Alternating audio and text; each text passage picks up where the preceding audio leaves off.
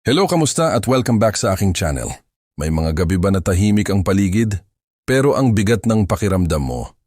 Yung tipong nakaupo ka lang, hawak mo ang cellphone mo, nag-scroll ka sa Facebook o YouTube, tapos bigla mong mararamdaman na parang may kulang. Parang kahit ang dami mong nakikitang tao online, kahit may pamilya ka, may kakilala, may mga kaibigan, may parte pa rin sa puso mo na parang nagbubulong ng isang simpleng tanong. Bakit parang nag-iisa pa rin ako? Kung naramdaman mo na yan kahit isang beses lang sa buhay mo, gusto kong malaman mo agad ang isang bagay. Hindi ka kakaiba, hindi ka mahina, at lalong hindi ka nag-iisa sa pakiramdam na yan. Sa totoo lang, mas maraming tao ang nakakaramdam ng ganito kaysa sa inaakala natin. May mga tao na palaging nakangiti sa harap ng iba, palaging nagjo-joke, palaging parang okay lang.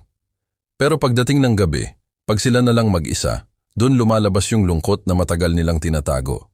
Alam mo kung bakit? Kasi habang tumatanda tayo, habang dumadaan tayo sa maraming responsibilidad, problema, at karanasan sa buhay, minsan pakiramdam natin parang unti-unting nababawasan yung mga taong tunay na nakakaintindi sa atin. Dati, ang dali lang. Naaalala mo ba nung mas bata pa tayo? Isang tawag lang sa kaibigan, lalabas na agad kayo. Isang kwentuhan lang sa kanto, parang gumagaan na ang pakiramdam mo. Pero habang tumatagal, nagiging busy ang lahat. May pamilya na, may trabaho, may kanya-kanyang problema, at kahit gusto mong magkwento minsan, parang naiisip mo na lang, wag na lang, baka makaabala pa ako. Kaya tinatago mo na lang. Ngayon, kung ganito ang pakiramdam mo, gusto kong sabihin sa iyo na may isang mahalagang bagay na kailangan mong maintindihan tungkol sa pakiramdam ng pag-iisa. Hindi ito palaging nangangahulugan na wala kang kasama. Minsan, ang pakiramdam ng pagiging mag-isa ay hindi dahil walang tao sa paligid mo, kundi dahil pakiramdam mo wala talagang nakakakita kung sino ka talaga. Gets mo ba yon? Halimbawa, may mga tao sa paligid mo. May pamilya ka, may trabaho ka, may mga kakilala ka. Pero pakiramdam mo parang may bahagi ng sarili mo na hindi mo maipakita. Parang may mga kwento kang gustong sabihin pero hindi mo masabi. Parang may mga sugat sa puso mo na tahimik mong dinadala. At alam mo kung ano ang mas nakakapagod doon?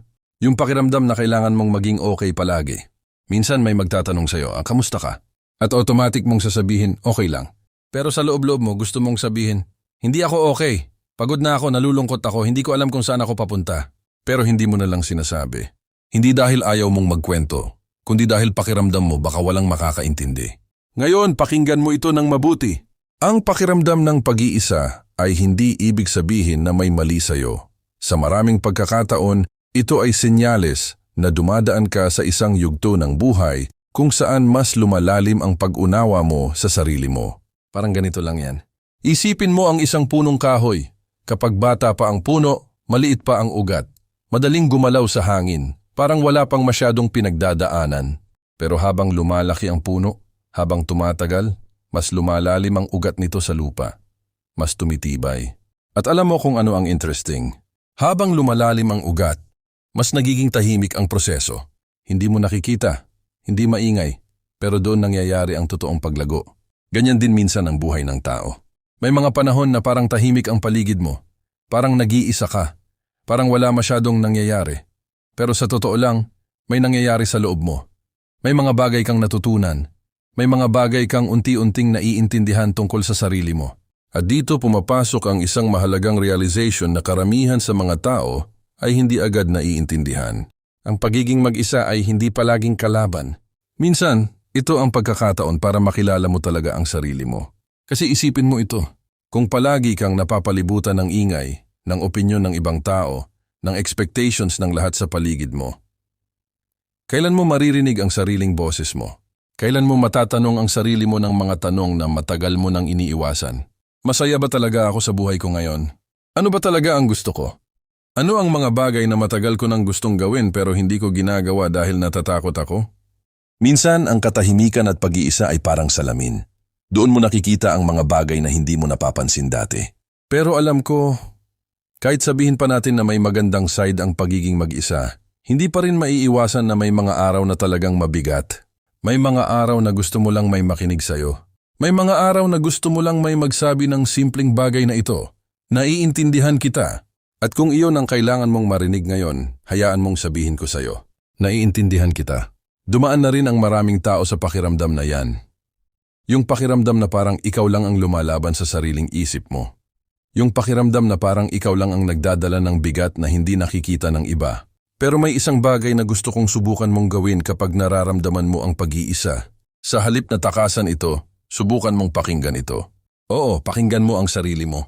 Halimbawa, sa susunod na maramdaman mong parang nag-iisa ka, huwag mo agad takasan sa pamamagitan ng sobrang pag-scroll sa cellphone o panonood ng kung ano-ano para lang madistract. Subukan mong umupo sandali, huminga ng malalim, at tanungin ang sarili mo ng simple lang. Ano ba talaga ang nararamdaman ko ngayon? Hindi mo kailangang pilitin maging malakas agad. Hindi mo kailangang magpanggap na okay ka kung hindi ka naman talaga okay. Kasi minsan, ang unang hakbang para gumaan ang pakiramdam ay ang pagiging tapat sa sarili mo. At kapag ginawa mo yan, may mapapansin kang kakaiba. Unti-unti mong mararamdaman na hindi pala ikaw ang kaaway mo. Sa katunayan, ikaw ang taong matagal nang naghihintay na pakinggan ang sarili mong kwento. At habang mas natututo kang makinig sa sarili mo, mas naiintindihan mo kung bakit may mga bagay sa buhay mo na nangyari. Kung bakit may mga taong dumating at umalis. At kung bakit may mga sugat na hanggang ngayon ay dala mo pa rin. Doon nagsisimula ang isang mas malalim na paglalakbay. Yung paglalakbay kung saan hindi mo na hinahanap ang halaga mo sa dami ng taong nasa paligid mo, kundi sa kung paano mo nakikita ang sarili mo. At sa paglalakbay na yan, may isang mahalagang bagay na kadalasang napapansin ng mga taong matagal nang dumaan sa pakiramdam ng pag-iisa. Isang simpleng katotohanan tungkol sa koneksyon ng tao na bihira nating pag-usapan, pero napakalakas ng epekto sa kung paano natin nararanasan ang buhay araw-araw. May isang bagay tungkol sa koneksyon ng tao na bihira nating napapansin habang abala tayo sa araw-araw na buhay. Madalas iniisip natin na para hindi tayo makaramdam ng pag-iisa, kailangan lang natin ng mas maraming tao sa paligid, mas maraming kaibigan, mas maraming kausap, mas maraming notifications sa cellphone. Pero kung mapapansin mo, hindi ganun kasimple ang sagot. May mga taong napapalibutan ng maraming tao, pero sa loob nila, pakiramdam pa rin nila parang walang nakakakita sa kanila. Parang may pader sa pagitan nila at ng mundo. At may mga tao naman na iilan lang ang kausap sa buhay, pero pakiramdam nila buo sila, konektado sila, at hindi sila nag-iisa. So ano ang pinagkaiba? Ang pinagkaiba ay hindi dami ng tao, kundi lalim ng koneksyon. Parang pagkain lang yan. Kahit gaano karami ang pagkain sa mesa, kung puro junk food naman, hindi ka pa rin talaga mabubusog. Pero kung simple lang ang pagkain mo, pero masustansya at tama sa katawan mo, sapat na yon para palakasin ka. Ganyan din sa relasyon ng tao. Hindi mo kailangan ng 10 taong kausap araw-araw para maramdaman na may kasama ka sa buhay. Minsan sapat na ang 1 o 2 tao na tunay na nakakaintindi sa'yo.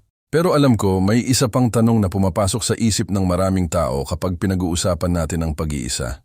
Paano kung wala talaga akong ganong tao? Paano kung pakiramdam ko talaga mag-isa ako sa mundo? Kung ito ang nararamdaman mo ngayon, gusto kong sabihin sa iyo ang isang bagay na maaaring hindi pa nasasabi sa iyo ng marami. Ang koneksyon sa ibang tao, nagsisimula muna sa koneksyon sa sarili. Parang ganito.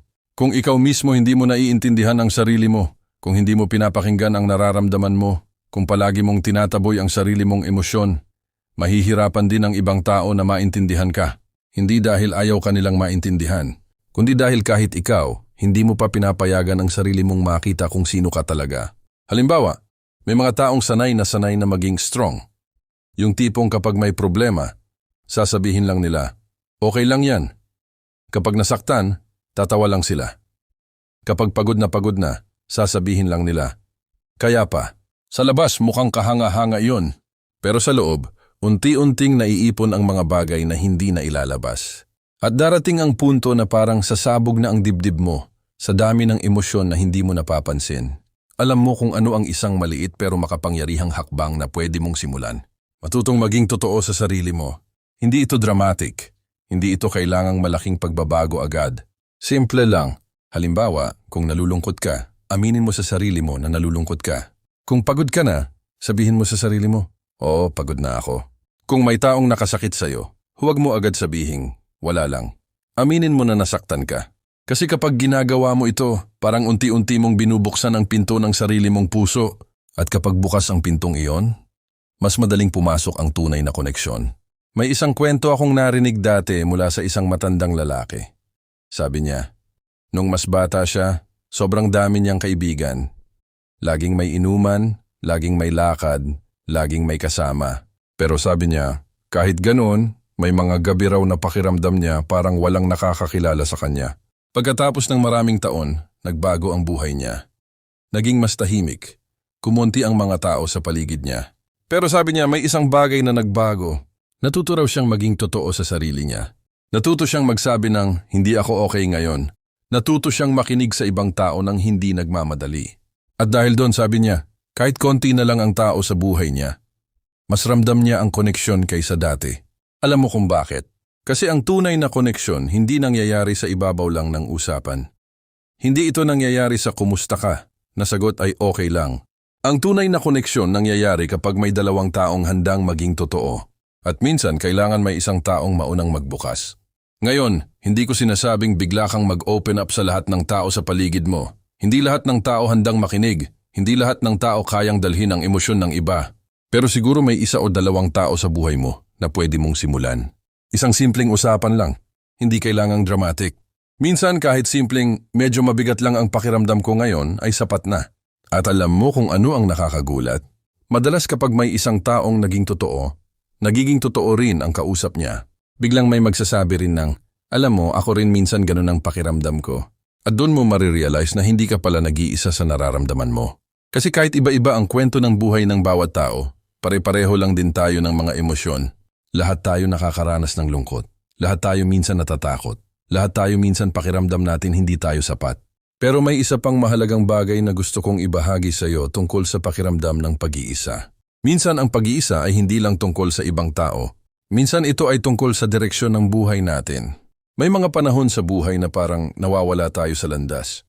Parang ginagawa natin ang mga bagay na inaasahan ng iba, pero hindi natin sigurado kung iyon ba talaga ang gusto ng puso natin.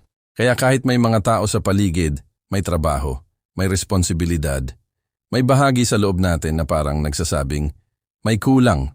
At kapag hindi natin pinapakinggan ang boses na iyon, lalong lumalakas ang pakiramdam ng pag-iisa.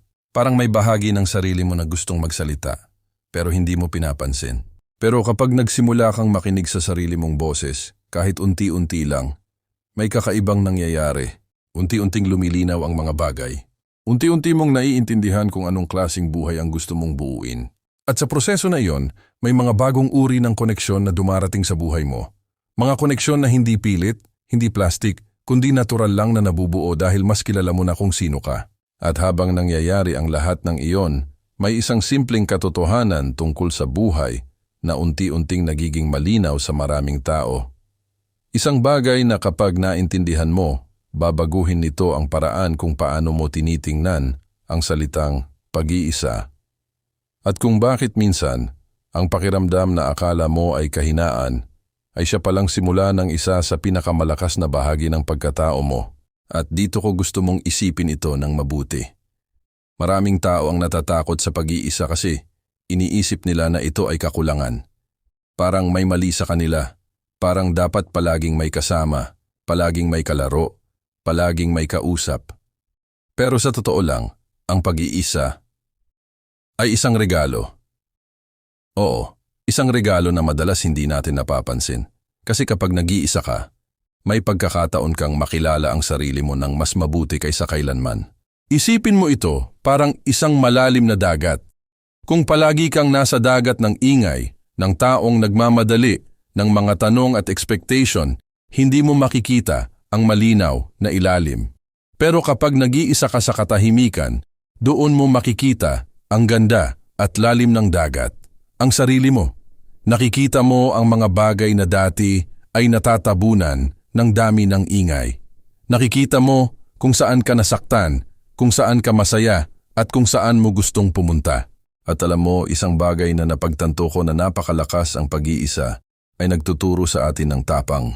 Oo, tapang na makaharap ang sarili mo, tapang na makinig sa nararamdaman mo, tapang na tanggapin na hindi palaging kontrolado ang lahat.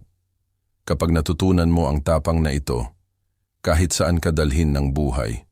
Kahit gaano man kahirap ang mga tao o sitwasyon sa paligid mo. Alam mo na may lakas ka sa loob. Hindi ka umaasa sa validation ng iba para maramdaman mo ang halaga mo. Hindi ka umaasa sa opinyon ng iba para malaman mo na okay ka. At dito na papasok ang isa pang aral na gusto kong ibahagi. Ang pag-iisa ay nagtuturo rin sa atin ng pasensya, pasensya sa sarili at pasensya sa buhay. Kasi minsan, habang nag-iisa ka, matutunan mo na hindi kailangang madali ang lahat. Hindi kailangang mabilis ang sagot sa mga tanong ng puso mo. Hindi kailangang laging may kasagutan ang bawat emosyon mo. Unti-unti, may mga piraso ng buhay na unti-unti mong naiintindihan. At kapag natutunan mo ang pasensya, mas magiging maayos ang relasyon mo sa sarili mo at sa ibang tao. At habang mas nakikinig ka sa sarili mo, habang mas naiintindihan mo ang sarili mo, may isa pang bagay na mangyayari. Unti-unti mong mararamdaman na hindi ka nag-iisa kahit wala sa paligid ang ibang tao. Kasi makakakita ka ng koneksyon sa sarili mo na dati ay hindi mo napapansin.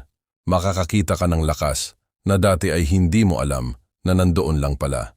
Makakakita ka ng pag-asa na kahit sa mga gabi na tahimik ang paligid.